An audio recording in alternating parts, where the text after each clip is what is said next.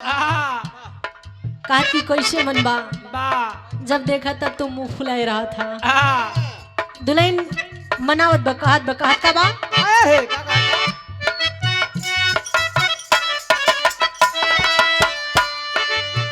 राजा हो तो है कैसे मनाई, राजा हो तो है कैसे।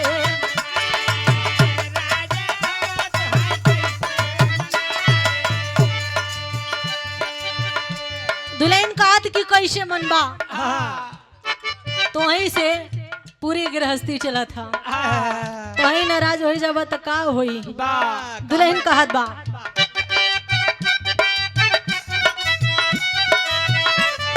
रतिया के हमरे नहया भैया घाई, रतिया के हमरे नहया भैया घाई। दुल्हा हो तो है कैसे मनाई।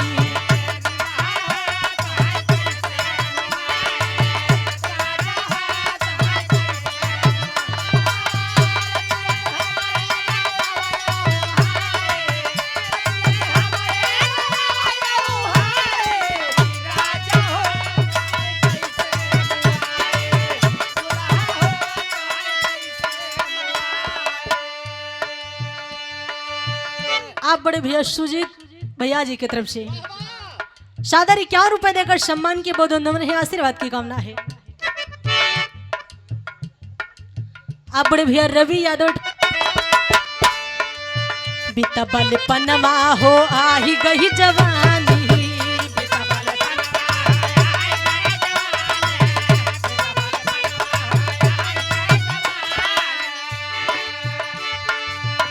तबल पनवा हो आही गई जवानी।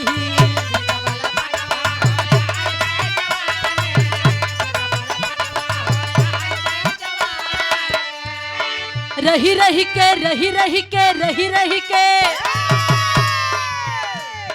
रही रही के हियरा में मदना सताई, रही रही के हियरा में मदना सताई।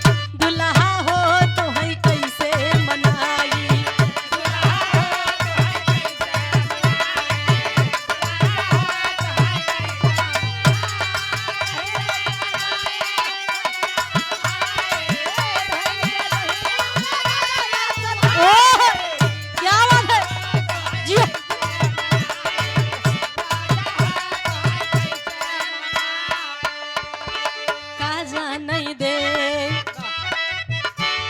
ये देखिए एक बार फिर से शेरे हलवाई भैया जी की तरफ से इस भाव पर प्रसन्न होकर सादर 51 रुपए देकर सम्मान की बहुत नम्र है, आशीर्वाद की कामना है।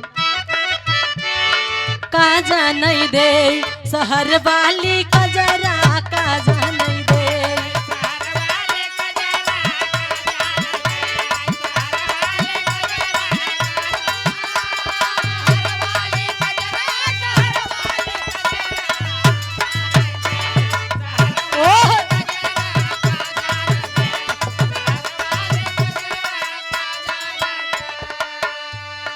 आन के बलमुआ के पूड़ी मिठाई,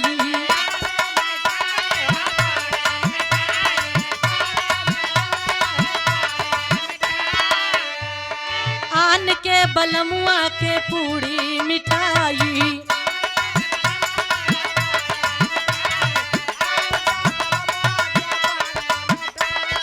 आन के बलमुआ के पेट पे मुताई। आप बड़े भैया गोलू यादव डम्फर वाले सादर 51 रुपए देकर सम्मान की नमस्ते भैया की कहना है।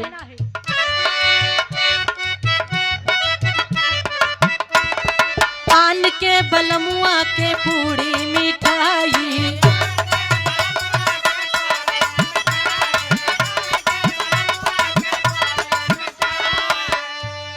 अपने बलम के भेवाई दे बजरा, अपने बलम के भेवाई दे बजरा। काजा नहीं दे शहर वाली कजरा, काजा नहीं दे।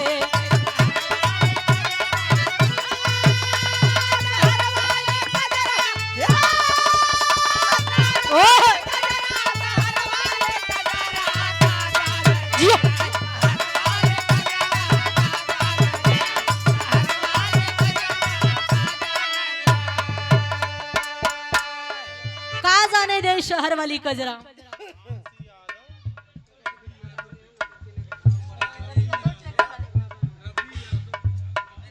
आप बड़े भैया रवि यादव जी की तरफ से सादर 51 रुपए देकर सम्मान के नमस्ते भैया के।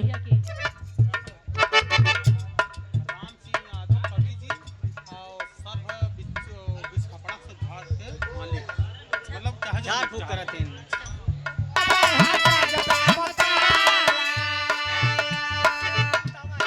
ये कहा बोला था भैया, से चुमुतावा है। हम जोन बोलत है वही बोला।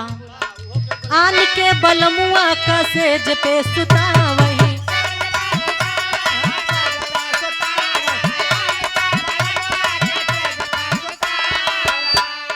अपने बलम के बिछाई दे गोनरा, अपने बलम के बिछाई दे गोनरा, काजा नहीं दे शहर वाली कजरा, काजा नहीं दे।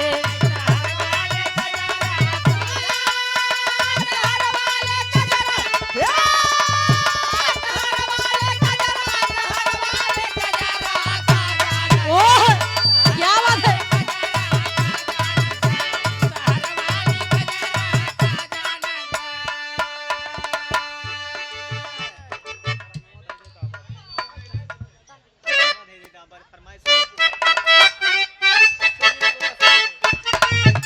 सुजीत भैया जी की तरफ से